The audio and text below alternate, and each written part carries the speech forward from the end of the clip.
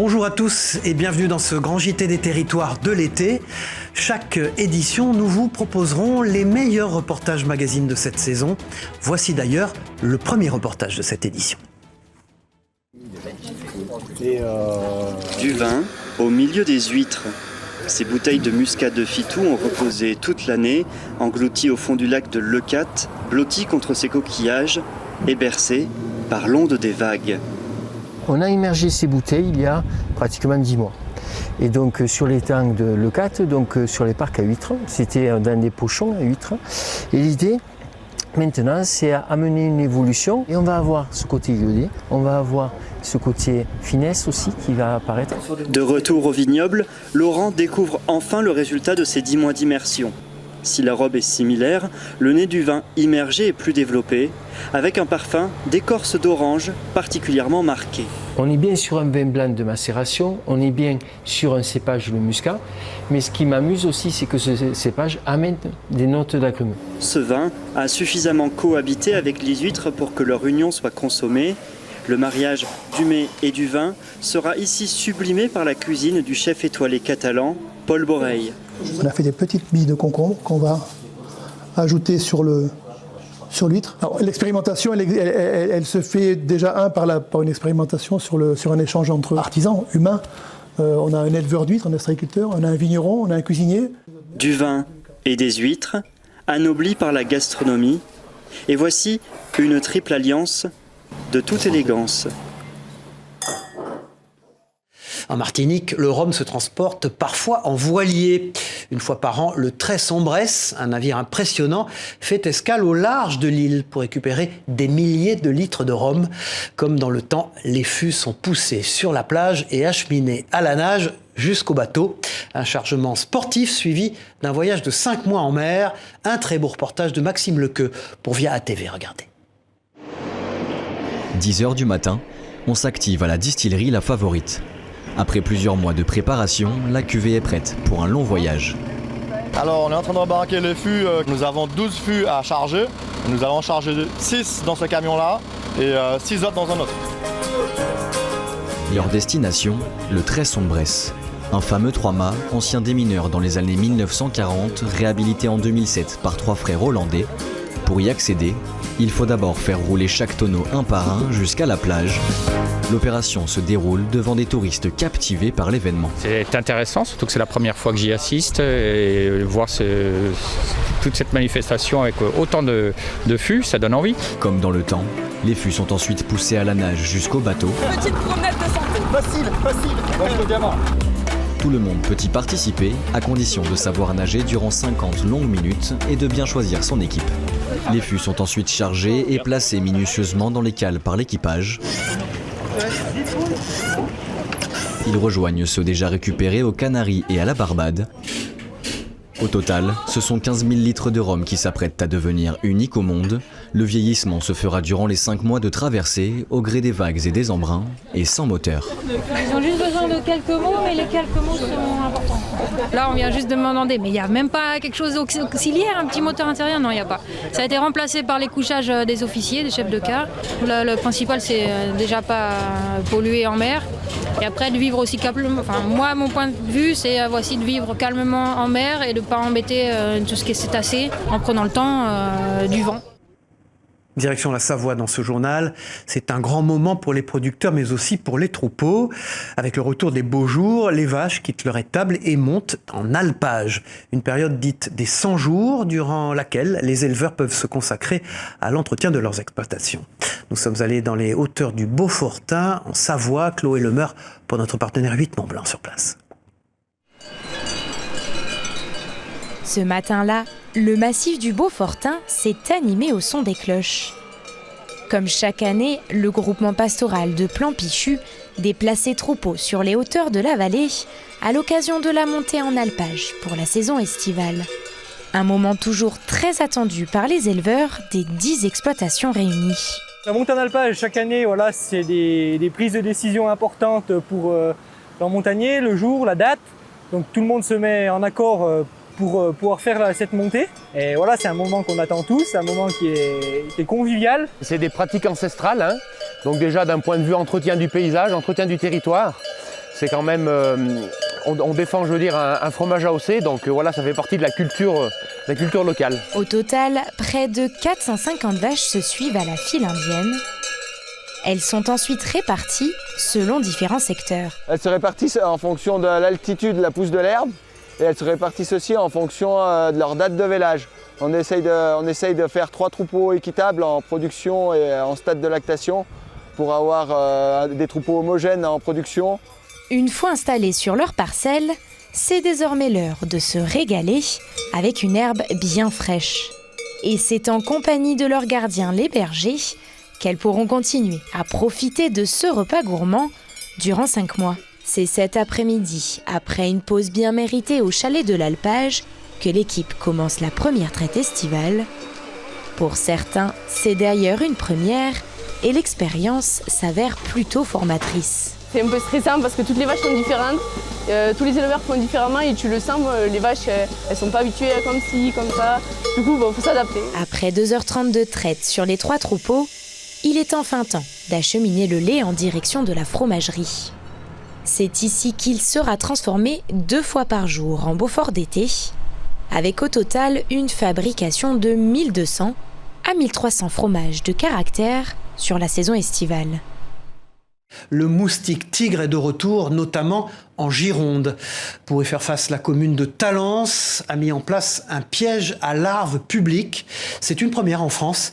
Regardez ce reportage de notre partenaire TV7, la chaîne du groupe Sud-Ouest sur place. C'est main dans la main que la commune de Talence et le centre de démoustication de Bordeaux Métropole ont construit ce qui serait le premier piège à larves public de moustiques tigres de France. Ce piège pondoir donc, est équipé d'un plastique, d'un revêtement fin plastique rempli d'eau, sur lesquels on dispose donc des carrés de polystyrène sur lesquels les moustiques tigres, s'il y en a, les femelles moustiques tigres vont venir pondre. Le but, observer l'évolution de la population de moustiques tigres à Talence dans la zone du parc Pexoto précisément et lutter contre sa prolifération en piégeant les larves dans les cubes de polystyrène. Ce premier prototype a été dessiné par Stéphane Delgado, conseiller municipal à Talence. On est acharné contre le moustique, c'est surtout l'ennemi public numéro 1 de tout le monde, de mars à octobre, puisqu'il y a des gens, des habitants qui nous disent qu'ils sont prêts à vendre leur maison pour lutter contre le moustique. Donc notre enjeu est de taille. Il faut savoir qu'en moyenne, une femelle pond 250 œufs dans sa vie, qui dure 1 mois. Alors le centre de démoustication est sur le pont en intervenant principalement chez les particuliers de la métropole à leur demande. Nous avons à notre disposition du bacille de Thuringe, qui est une bactérie que la larve aquatique va ingérer. Et cette bactérie va libérer des toxines qui vont finir par percer la paroi intestinale de la larve. Le moustique tigre représente une véritable question de santé publique. Il peut transmettre des maladies dites arboviroses comme la dengue, le chikungunya ou le Zika. Alors l'Agence régionale de santé se tient prête à réagir en cas d'alerte. 92% de la population de Gironde vit dans une commune colonisée. Et cette année, on a une situation épidémiologique internationale exceptionnelle, puisqu'il y a une grosse épidémie de dengue aux Antilles, en Amérique du Sud. Donc effectivement, c'est un sujet important en Gironde cette année. Au premier cas signalé, l'ARS déploiera un protocole précis défini par le ministère de la Santé avec démoustication intensive de la zone où vit le premier cas pour éviter la mise en place d'une chaîne de transmission. Restons dans le sud-ouest et presque dans l'eau pour découvrir un autre atout touristique de la région, les ports de la ville de Ramonville, près de Toulouse. Cette petite commune abrite le 2e plus grand port de plaisance du canal du Midi. 100 bateaux y sont arrimés et des habitants y vivent toute l'année. Parmi eux, Chris, qui réside sur sa péniche depuis 36 ans. Écoutez-la au micro de notre partenaire sur place de la Dépêche du Midi. J'ai toujours été très nomade dans ma tête, si vous voulez. Et là, quand je suis arrivée à Toulouse, que j'ai vu les péniches, je me suis dit non, mais c'est ce qu'il me faut, quoi. Je suis arrivée à Toulouse avec tous mes enfants et en camion. Et là, j'ai dit, mais c'est ce qu'il me faut au lieu de déménager tout le temps. Et donc, j'ai acheté une coque, cette coque que vous voyez qui est magnifique. Enfin, ouais, je suis tombée amoureuse de la coque. J'ai bâti toutes les superstructures pour pouvoir habiter dedans. Et depuis, j'ai beaucoup navigué avec, voilà. Voilà, ici en plus de naviguer, vous profitiez de votre été pour vous balader en forêt. Partout en France, des accompagnateurs organisent des sorties pour mieux connaître la faune et la flore de nos bois.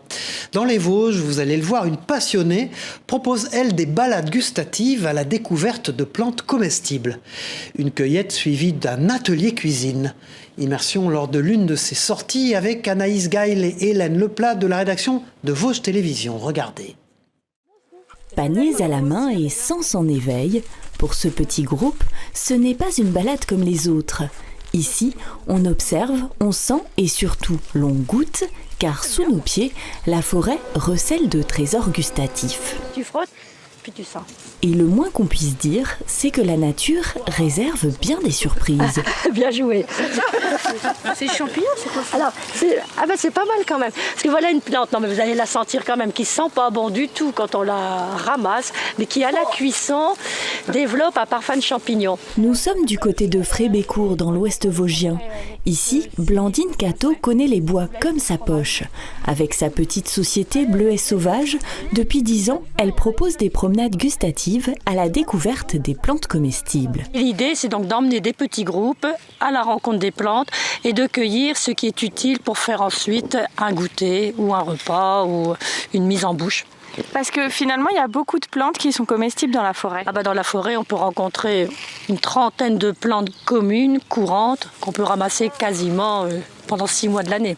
Et pierre des bois, plantain, alière ou origan sauvage, à chaque pas, les promeneurs découvrent de nouvelles saveurs, plus ou moins appréciées. T'étais le goûteur officiel, j'ai l'impression. Ah oui, il y en a des bonnes, ouais. Il y en a une, c'est un goût de concombre. Mais il y en a d'autres, c'est pas bon. Une manière aussi de se reconnecter à son environnement et de redécouvrir la forêt sous un œil plus avisé. On a quand même perdu pas mal de repères sur tout ce qui est nature, donc je pense que c'est très important de s'y remettre un petit peu. Direction les cuisines maintenant pour la transformation des plantes. Il faut d'abord bien les trier, puis les hacher, avant de concocter l'une des nombreuses recettes élaborées tout spécialement par Blandine. Ça, c'est parti, à la cuisson. Gâteau au chocolat et lierre terrestre, cookies aux orties ou encore sablés à l'égopode, de quoi surprendre les papilles, et pourtant. Je pense qu'on revient à nos origines en faisant ça. Je pense que c'est pas si vieux que les grands-mères faisaient la soupe à l'ortie au repas du soir. Mais à la dégustation, il semblerait que le travail est payé. Je trouve ça très bon. Et il y a des choses qui sont meilleures que les autres quand même. Un concept à découvrir donc à la journée ou à la demi-journée. Bleuet Sauvage propose en moyenne 2 ateliers par semaine, du mois d'avril jusqu'à fin septembre. Voilà, si vous découvriez votre région vue du ciel, l'idée forcément séduisante se développe près du Mans, où il est désormais possible d'accéder à la pratique du coavionnage. Grâce à une plateforme d'ailleurs internet. Des balades aériennes à réserver seules ou à plusieurs. Les précisions avec ce sujet de Florian Wozniak et d'Enzo Maubert pour LMTV Sarthe. Exceptionnellement, nous quittons le département pour nous rendre dans l'Orne, à l'aérodrome de Mortagne-au-Perche, situé à 25 km au nord de Mamers. Depuis un an, l'aéroclub a intégré une plateforme de co-avionnage, Wingly, et propose ainsi une nouvelle offre de voyage. Avant, et encore aujourd'hui, on fait des petits vols d'initiation, mais ils sont limitants. Il y a des limites de temps et des limites de distance. Avec Wingly, on a la possibilité, en frais partagés, avec un pilote nommé par l'Aéroclub, de faire des vols quasiment sans limite de temps, sans limite de distance. C'est tout à fait faisable, possible. Comptez environ 4 heures d'autonomie pour une vitesse de croisière à près de 200 km/h. Pour un vol dans ce quadriplace, le montant s'élève à 195 € par heure, des frais partagés entre les passagers et le pilote. Ça nous donne quasiment le nord de la France et une partie de la Bretagne. Et si on descend, on peut aller pareil presque jusqu'à Bordeaux. L'itinéraire de vol est donc à la carte du client. Sur Wingly, on est obligé de mettre donc une destination, des objectifs. Mais finalement, en fait, je m'adapte à ce que veulent les gens, en fait. Eux, s'ils ont une destination, moi je vois si c'est possible. Et puis donc je prépare le vol en conséquence. J'ai emmené des gens qui voulaient survoler des lieux de leur enfance, voilà, donc au niveau du Perche. Et on est revenu un peu sur des lieux qui n'étaient pas touristiques, mais en tout cas qui étaient des lieux personnels, un petit peu intimes. Pour réserver l'un de ces vols personnalisés avec le pilote Arnaud, rien de plus simple. Il vous suffira de vous connecter sur la plateforme wiggly.io et d'y entrer votre date de départ ainsi que le lieu du décollage. Et puis direction le Grand Est dans ce journal avec ce petit coin de paradis. En 40 ans, ce couple passionné de botanique a transformé son terrain en un véritable jardin exotique. Ensemble, ils cultivent des centaines de plantes venues des 4 coins du monde. Et l'endroit est si joli qu'il est régulièrement ouvert au public. Regardez cette visite guidée que nous propose Gueltas Philippe de notre partenaire Puissance TV sur place. Depuis qu'ils se sont installés ici, ils chérissent leur bout de terre de 2500 mètres carrés. Mon père, il faisait paître des animaux. 2 extensions plus tard, le terrain d'aujourd'hui, 7000 mètres carrés, est nettement plus fourni, le résultat de 40 ans de passion libératrice. Ça m'a aidé dans ma vie, ça a été mon jardin a été mon sauveur dans mon parcours de vie. C'est apaisant, c'est créatif aussi, voilà. Voilà. Et puis sa ressource. L'occupation de fin de semaine est devenue avec l'âge une passion pour laquelle il ne compte plus les heures, ni même les kilomètres. Ce boulot que vous avez là, qui est présent là, on est allé le chercher à Bourg-en-Bresse. On a quand même fait 700 km aller-retour pour aller chercher un arbre. Parce qu'on ne le trouvait pas ici. Donc c'est question d'écorce. De toucher. Quand on le touche, il est très doux. Le couple de retraités est rapidement devenu expert en botanique, captivé par la flore de toute la planète, comme ce conifère d'Amérique latine. Leur jardin, ouvert à la visite depuis 2001, est aussi pensé comme un lieu d'échange et de partage. D'avoir ouvert le jardin au public, surtout ce qui est passionné, c'est qu'on en tire des choses. On en tire des informations. Et on donne des informations. Et des relations aussi. Et des relations. Oui. On a des gens qu'on n'aurait jamais rencontrés en France, qu'on rencontre aujourd'hui. L'association que le couple a fondée permet à Françoise et Alain de vendre les boutures de certaines plantes rares et ainsi transmettre leur passion du jardin. Plusieurs espèces d'arbres sont aujourd'hui menacées par la hausse des températures et l'apparition de nouveaux parasites. Alors pour les sauvegarder, des campagnes de collecte de graines sont organisées. C'est le cas, par exemple, en Picardie, de l'arbre qui s'appelle l'orme lisse. Jérôme Houbron, journaliste à WEO TV, la chaîne de la Voix du Nord, vous emmène en forêt de Compiègne à la découverte de cet arbre et de ceux qui travaillent à sa protection. Regardez. Quand vous voyez une marque comme ça sur l'arbre, ça veut dire que c'est l'orme lisse. C'est un peu une mission sauvetage en pleine forêt de Compiègne, une mission au secours de l'orme lisse. C'est cette espèce rare d'arbre connue de la région et dont la population ne cesse de diminuer. Pour en préserver l'essence, l'Office national des forêts et le Conservatoire botanique de Bailleul lancent un plan de sauvegarde. Objectif, reboiser les forêts picardes. L'idée, c'est que ces plans nous servent dans nos projets de reconstitution et d'enrichissement. Alors notamment sur des parcelles qui ont pu être impactées récemment par rapport à des problématiques de dépérissement que l'on a en forêt. Et l'idée, c'est de reconstituer des secteurs de forêt où ces essences ne sont pas présentes pour pouvoir aussi avoir cet aspect préservation de l'espèce. Les forêts de Lègue, Chiry-Ourscan et Compiègne ne comptent que quelques centaines d'ormes lisses. Et pour cause, son habitat, forestier et humide, disparaît. Alors dans les feuillages, à même le sol, les élèves du lycée agricole d'Hérion sont chargés de collecter les précieuses graines que l'arbre libère au printemps. Il faut juste repérer les bonnes graines et regarder s'il y a du duvet dessus. Après c'est un coup à prendre, c'est l'identification, on est dans une formation où on apprend à le faire. Donc on sait aller au détail pour les identifier. Pas facile de reconnaître un arbre parmi tant d'autres. Heureusement, l'orme lisse a quelques particularités. On voit en bordure de ces samars des petits cils blanchâtres, c'est typique de l'espèce. Et ensuite, sur des sujets plus développés, on a la présence de contreforts sur la partie inférieure de l'arbre. Et ça, c'est vraiment une caractéristique de l'essence. Une fois triées et séchées, les milliers de graines prélevées seront mises en culture par le lycée horticole de Ribécourt. Réduire sa consommation énergétique, c'est aussi s'engager dans la préservation de l'environnement, à l'instar du développement des énergies propres. Parmi elles, l'éolienne est incontestablement la plus connue, mais aussi la plus débattue en France. Si son aspect extérieur est souvent critiqué pour enlaidir les paysages, son intérieur, lui, nous est encore secret. Alors que se cache-t-il dans une éolienne? Les révélations et explications de la chaîne TVR, près de Rennes, ce reportage. À la question à quoi ressemble l'intérieur d'une éolienne, voici la découverte de l'une d'elles sur le parc éolien de Theillet, au sud-est du département. La visite commence par le passage dans un monte-charge, puis la prise d'une échelle exiguë, avant de se retrouver à 100 mètres de hauteur, dans ce qu'on appelle la nacelle, la partie rectangulaire au-dessus du mât, à la base des pales. C'est ce qu'on appelle le moyeu ou le hub, donc il y a les 3 pales. Derrière moi, il y a la multiplicatrice qui permet de multiplier donc l'énergie, donc ça peut créer un rapport de 100. On arrive à 1200 tours minute, la génératrice, et derrière vous, le convertisseur. Donc qui derrière, l'énergie 690 volts qui est multipliée après avec le transformateur en 20 000 qui est réinjecté sur le réseau. Cette éolienne à 3 millions d'euros appartient à la société bordelaise Valorem, qui entend bien en implanter beaucoup d'autres dans le département. Un projet comme celui qu'on a juste derrière nous, il a mis 17 ans à se construire, ce qui est beaucoup trop long. Nous, on pense que ces projets-là, on peut, en prenant le temps de concerter avec la population, en prenant le temps de faire toutes les études environnementales nécessaires, on pense que c'est des projets qui peuvent sortir de terre en 4 ans. Valorem possède déjà les 4 éoliennes du site de Theillet, installées en 2019. Elle travaille à ériger la prochaine pour 2025. Et puis direction l'Isère dans ce journal pour une escapade souterraine. Parmi les merveilles de la région, les grottes de la Balme occupent une place bien à part. Le site abrite plus d'1 kilomètre d'exploration où se mêlent touristes et chauves-souris. Avec des températures très fraîches sur place, le site est aussi un moyen d'éviter le choc thermique pendant les chaudes journées estivales.